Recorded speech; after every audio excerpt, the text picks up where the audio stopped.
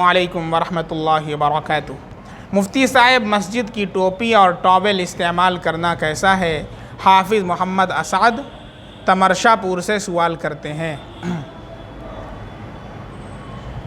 دیکھیں، اگر مسجد میں ایسی ٹوپیاں رکھی ہوں جو صاف ستھری ہوں اور اس کو پہن کر کے انسان کسی معزز شرفاء کی مجلس میں جانا چاہے تو عار محسوس نہ کرے، اپنی ذلت محسوس نہ کرے، تو بلا شبہ اس کو یوز کر سکتا ہے، لگا سکتا ہے۔ لیکن آج کل کی جو ٹوپیاں مسجدوں میں رکھی ہوئی ہیں، پلاسٹک کی ٹوپیاں چلی ہوئی ہیں، اس کو لگانے کے بعد کیسی صورت ہوتی ہے آپ خود آئینے میں دیکھ لیں تو زیادہ بہتر ہے، چاہے جائے کہ میں اسے بیان کروں۔ وہ ٹوپی لگا کر کے آپ ذرا مرر میں دیکھ لیں، ایسا آپ کا چہرہ لگتا ہے اور اللہ کے سامنے آپ کس حیت کے ساتھ کھڑے ہوتے ہیں۔ وہی ٹوپی لگا کر کے آپ کو بھیجا جائے کہ ہاں آپ کے سسرال، تو آپ جائیں گے؟ نہیں جائیں گے نا۔ پارٹی میں چلے جائیے ذرا، اپنے دوستوں کی پارٹی میں، پارٹی چھوڑیے، ہم کہہ رہے ہیں یہاں سے نکل کے اپنے دکان پہ وہی ٹوپی لگا کے بیٹھ جائیے۔ نہیں، اللہ کے سامنے کیسے آپ کی ہمت گوارا کرتی ہے کہ آپ اللہ کے سامنے ایسی ٹوپی لگا کے کھڑے ہوتے ہیں؟ اور جو لوگ رکھتے ہیں وہ اسے اپنے کار ثواب سمجھتے ہیں، وہ الگ گناہ کے مستحق ہو رہے ہیں۔ کیوں ایسا کام کر رہے ہیں آپ؟ پلاسٹک کی ٹوپیاں اگر آپ دیکھیں دوربین سے تو اس کے اندر اتنی گندگیاں ہوتی ہیں کہ کیڑے بھی پڑ جاتے ہیں اور ڈینگو چلا ہوا ہے۔ اس لیے ایسی ٹوپی بالکل ہٹائیے مسجد سے، اور کوئی صاحب پلاسٹک کی ٹوپی نہ رکھیں۔ اور سب سے پہلی بات، فریضہ ہر مسلمان کا یہ ہے کہ وہ اپنی ٹوپی خود خرید کے اپنے پاس رکھیں۔ جیسے اپنا موبائل آپ 10,000 کا خرید کے رکھ لیے ہیں، چشمہ خرید کے رکھے ہوئے ہیں، بٹن عمدہ لگواتے ہیں، ہر سال عید پہ نیا کپڑا سلواتے ہیں، اللہ کے بندے نماز کے لیے ٹوپی نہیں رکھتے آپ؟ کتنے کی ٹوپی ملتی ہے بھائی؟ 20 روپے کی، 30 روپے کی، اور اتنا بھی نہ ہو جس کے پاس تو ہم سے مل لے انشاءاللہ تنہائی میں، تو میری طرف سے ہدیہ۔ بات سمجھ میں آ رہی ہے؟ ہاں، اس لیے مسجد کی ٹوپی استعمال کر سکتے ہیں، ہاں بشرطے کہ وہ ایسی صاف ستھری ہو کہ اس کو لگانے سے بے ڈھنگا محسوس نہ ہوتا ہو۔ اور ٹوال کی بات بھی ہے کہ ٹاول بھی جو لٹکے رہتے ہیں وہ اتنے گندے ہو جاتے ہیں کہ اس میں سے بدبو آتی ہے، اس میں پوچھنے سے بجائے صحت کے آپ کو بیماری لاحق ہو جائے گی۔ تو یہ الگ بات ہے کہ جب مسجد میں کوئی چیز اسی مقصد کے لیے رکھی گئی ہے تو اس کو آپ استعمال کر سکتے ہیں۔ تسبیح رکھی گئی پڑھنے کے لیے تو تسبیح پڑھ سکتے ہیں، ٹوال وہاں پر لٹکائی گئی پوچھنے کے لیے تو پوچھ سکتے ہیں، لیکن اس کا خیال رکھیں کہ وہ صاف ستھری چیز ہو۔ مسجد میں تو اور ان چیزوں کا خیال رکھنا چاہیے۔ الحمدللہ میرے پاس ویڈیو آیا تھا، کہیں باہر ممالک کا تھا، جب مسجد میں داخل ہوتے ہیں تو وہاں پر پہلے ایک سے ایک عطر رکھا رہتا ہے، عود ہے، زعفران ہے، شمامہ ہے، عنبر ہے، مشک ہے۔ لوگ پہلے عطر لگاتے ہیں اور پھر اس کے بعد اللہ کے گھر میں جاتے ہیں تاکہ انسان کا دل لگے نماز پڑھنے میں۔ یہاں تو ایسی بدبو بغل سے آ رہی ہوتی ہے کہ انسان سوچتا ہو کہ آج والتین پڑھ لیں تو انا آتا ہی نہیں پڑھ کے سلام پھیر دیں۔ ایسے ہی کرتے ہیں نا بھائی؟ کیوں ایسا کرتے ہیں؟ اللہ کا گھر ہے، شادی میں جائیں گے تو ایک دم مار کے جائیں گے زبردست والا، اور مسجد میں آئیں گے تو اللہ کے واسطے، اللہ کا گھر ہے تو اس کی قدر و منزلت دل میں پیدا کیجئے۔ یہ میں بتا رہا ہوں، اللہ کا گھر ہے، یہ دنیا میں سارے مقام سے زیادہ اہمیت اس کی ہے، ساری پارٹیوں سے زیادہ اہمیت اس کی ہے، سارے ویڈنگ ہال سے زیادہ اہمیت اس کی ہے۔ اس لیے اس اللہ کے گھر میں آنے سے پہلے اللہ کے واسطے کیا کیا کیجئے؟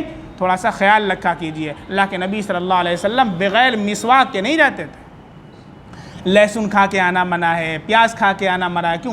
بدبو آتی ہے منہ سے، فرشتے ناپسند کرتے ہیں، فرشتوں کو تکلیف ہوتی ہے، مسجد میں فرشتے رہتے ہیں، ہم ان کی تکلیف کا باعث بنتے ہیں، ایسی بدبودار چیزیں کھا کر کے آتے ہیں، پیاز کی بو آ رہی ہے، لہسن کی بو آ رہی، اللہ کے واسطے مسواک کر کے آئیے۔ مسواک کو تو ہم نے فراموشی کر دیا ہے، کون مسواک کرنے جائے؟ مفتی صاحب بتا رہے ہیں، ارے بھائی اللہ کے واسطے نبی کی سنت سمجھ کر کے آپ مسواک کریں، کوئی مشکل نہیں، آپ نیت کر لیں گے اللہ تعالیٰ سارا معاملہ آسان کر دیں گے۔ ساری چیزیں آپ لوگ کر لیتے ہیں، چھوٹی سی چیزیں، ٹھیک ہے انشاءاللہ۔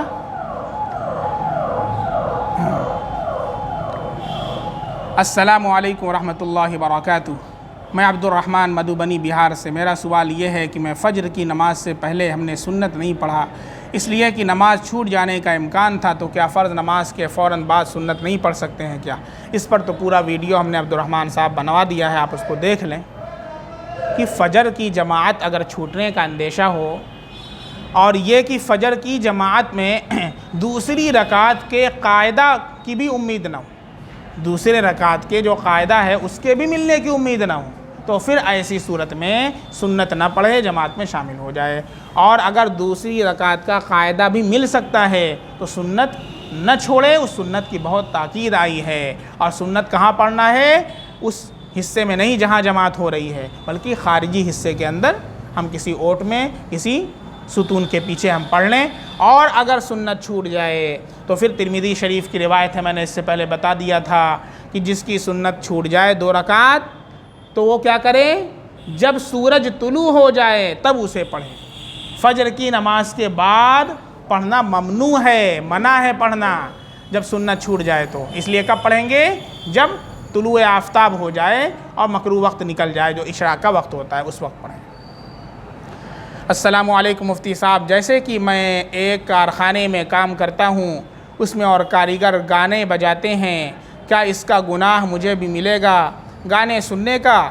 اور جو اس کے کارخانے کا مالک ہے یعنی کارخانے کا سیٹ ہے, کیا اس کو بھی گناہ ملے گا؟ پلیز تفصیل سے بتائیں. صداقت حسین سنبھل سے. اور کیا کارخانے میں گانے بجانے سے برکت نہیں ہوتی, یہ بھی بتائیں. بھئی ظاہر سی بات ہے, گانا بجائیں گے تو برکت کہاں سے ہوگی؟ اس میں بھی پوچھنے کی کوئی بات ہے؟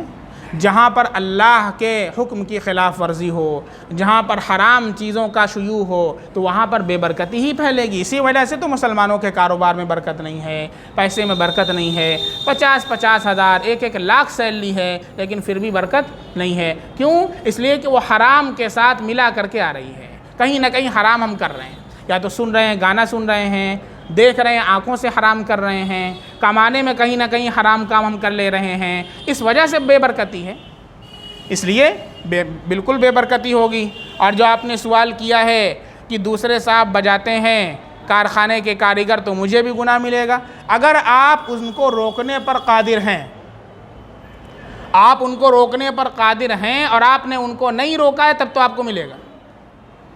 اور قدرت کی میں نے 3 حدیث پاک سے بتایا تھا 3 چیزیں. نمبر 1, سب سے پہلے کیا کریں؟ آپ کو اللہ نے ہاتھ سے روکنے پر قدرت عطا فرمائی ہے, تو آپ ہاتھ سے روک دیں, گانے کو بند کر دیں لے کر کے. کہتے ہیں کیوں مجھے حرام کام کے اندر ملوث کر رہے ہو, بند کرو. اللہ نے آپ کو طاقت و قدرت دی ہے تو اس کا ایسی جگہ پر استعمال کریں, وہاں پر تو ہماری غیرت مر جاتی ہے. ہماری غیرت کہاں پر جاگتی ہے؟ بیوی کے اوپر. کھانے میں نمک کم ہے تو وہاں ہم بہت شیر بن جائیں گے. اور کوئی گانا بجا رہا ہے, ہماری زبان میں اتنی طاقت نہیں ہے کہ ہم اس سے کہہ سکیں کہ اللہ کے بندے گانے بند کر دیں, اتنا نہیں بول پائیں گے ہم. وہاں پر ہم شیر کے بجائے بلی بن جائیں گے. تو جہاں اللہ نے قوت قدرت رکھی ہے تجھے بولنے کی, وہاں کیوں نہیں دکھاتا اپنی غیرت؟ ایک اللہ کے ولی جا رہے تھے, دیکھا کہ وہ کچھ لوگ ناؤ پر جا رہے ہیں اور دھوم دھڑاکا جو ہے باجا بجا رہے ہیں اور گانا گاتے ہوئے باجا بجاتے ہوئے جا رہے ہیں. ان کو غیرت آئی اور انہوں نے کشتی, باقاعدہ کشتی پہ جا رہے تھے, کشتی کرائے پر لی, کشتی کرائے پر لی ہے اور لے کر کے گئے وہاں پر کشتی کو, اور اس کشتی میں سوار ہوئے ہیں. ان کا جتنا ڈھول وول تھا سب کو توڑ تاڑ کے پانی میں پھینک دیے, تب واپس آئے. یہ غیرت تھی ان کی. یہ اللہ والوں کی غیرت ہے. اللہ نے اگر آپ کو قدرت دی ہے, اللہ نے آپ کو اتنی زیادہ استطاعت دی ہے, تو آپ اس پر نکیر کریں. زبان سے کر دیں, ہاتھ سے نہیں کر سکتے تو زبان سے کریں. تو اگر قدرت ہے اور نہیں کیا تب تو پھر گنہگار ہوں گے, اور اگر قدرت نہیں ہے تو اپنے آپ کو اس سے جہاں تک ہو سکتا ہے بچانے کی کیا کریں, کوشش کریں. اور بالقصد نہ سنیں. جیسے ابھی مائک لگا ہوا تھا تو اس میں گانا بج رہا ہے, آپ دکان پہ بیٹھے ہوئے ہیں, تو آپ گنہگار ہوں گے کہ نہیں ہوں گے؟ آپ کو قدرت نہیں اتروانے کی, نہیں ہے نا. اب دوسرے نمبر پہ آئیے, آپ جو سن رہے ہیں, کبھی ایسا ہوتا ہے دل لگا کر کے سن رہے ہیں, چھیاں چھیاں ہو رہا ہے اور اس کے آگے بجے, دل چاہ رہا ہے اندر سے, آپ دل سے سن رہے ہیں, بالقصد سن رہے ہیں, اب آپ گنہگار ہوں گے.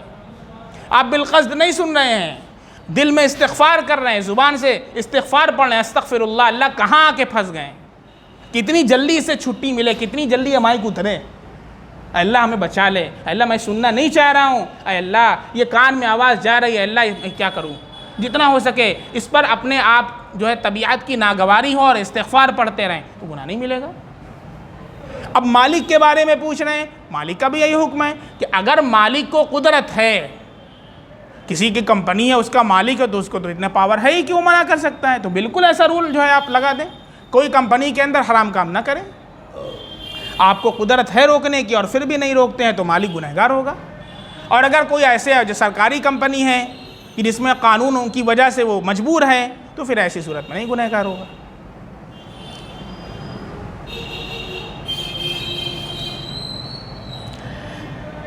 ایک سوال دوسرا طلاق کا پوچھ رہے ہیں۔ پہلی بات، طلاق کا سوال جو ہے آپ لوگ قریبی دارالفتہ سے رجوع کریں تو یہ بہتر ہے، اس لیے کہ جو طلاق کا مسئلہ رہتا ہے وہ پیچیدگی والا مسئلہ رہتا ہے۔ کیا آپ کا مسئلہ ہے؟